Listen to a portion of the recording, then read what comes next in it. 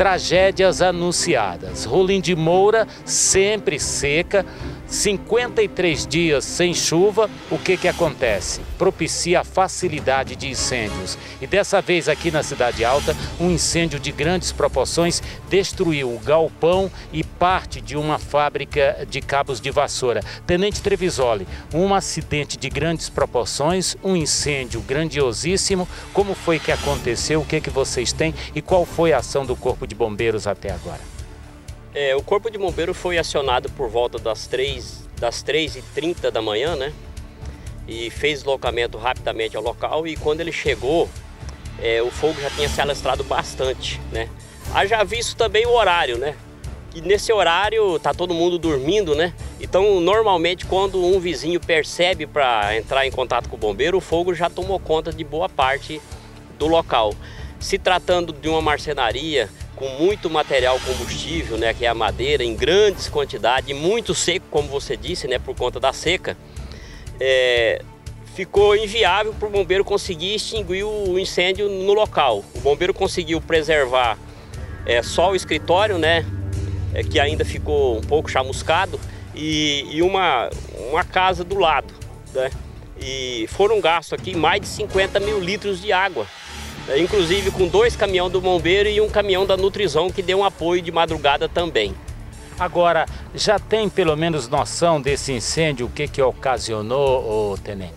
Então, o que se pode verificar preliminarmente é que esse incêndio não veio de vegetação, né? Que aqui o pátio é limpo e é um pátio cercado, né? Ou foi curto-circuito ou ação de vandalismo, né? Ou incêndio criminoso, uma coisa ou outra, né? Porque como ela é cercada e o interior e em volta é todo limpo, então não é um incêndio que veio de vegetação de área externa. Provavelmente isso não aconteceu. É uma coisa interna, ou veio a ignição de incêndio criminoso ou um curto. Agora, a gente vê que até agora, pela manhã, já são 9h30 da manhã, ainda tem um foco de incêndio bastante elevado, porque é o restante de madeira que ficou por baixo que ainda queima, né? Positivo, né? Essa madeira, que a maioria era madeira de lei, garapeira e etc., ela tem um carvão muito forte, né? Ela queima durante um período muito grande. Provavelmente, hoje à tarde, se a gente vir aqui, ainda vai ter ainda brasas, ainda em vários locais, né? E ontem não teve só esse incêndio, teve mais outros 2 incêndios. O primeiro ontem foi na parte da tarde, aqui na Cidade Alta, uma residência que tinha vegetação próxima à residência, né? Isso a gente sempre conscientiza para não deixar, que é um risco. E pelo que a guarnição passou, uma pessoa estava queimando fio, né?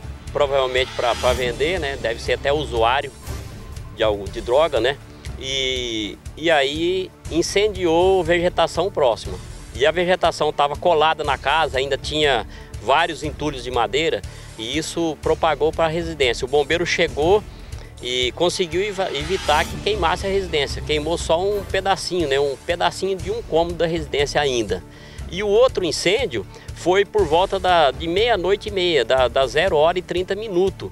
Um princípio de incêndio que deu no interior de um pet shop, na Avenida São Paulo, esquina Cabarão do Melgaço, que o bombeiro foi acionado. Quando chegou no local, conseguiu extinguir com extintor. Conseguiu entrar e extinguir com extintor, porque estava só iniciando, e esse foi curto-circuito. Agora, mais uma vez, a gente quer que o senhor faça, mais uma vez, até que vira clichê, um apelo para que a gente evite tragédias como essa, porque esse aqui é um local de trabalho onde gera empregos, onde gera impostos, e o prejuízo é irreparável. Quais são os conselhos básicos para que a gente evite que tragédias como estas voltem a acontecer? Então, como a umidade do ar está muito baixa, e como você mesmo disse, nós estamos já quase com 2 meses sem nenhum pingo de água, né, sem chuva, e não tem probabilidade a curto prazo de chover, isso vai tornando a vegetação, madeira e tudo que queima muito mais seco e muito mais propenso a se propagar com fogo. Qualquer faísquinha inicia um incêndio com temperatura dessa, é muito difícil de extinguir, e ele se alastra muito rapidamente, principalmente no horário mais quente do dia.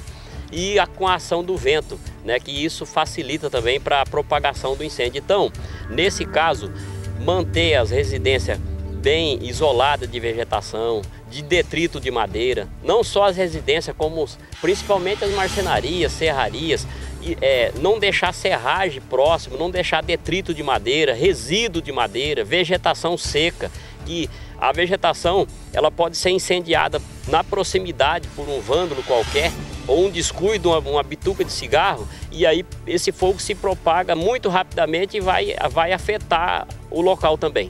Tem que ter muito cuidado também com a parte elétrica em casa de madeira ou até de alvenaria, porque a instalação elétrica antiga ela também gera fagulhas de fogo, né?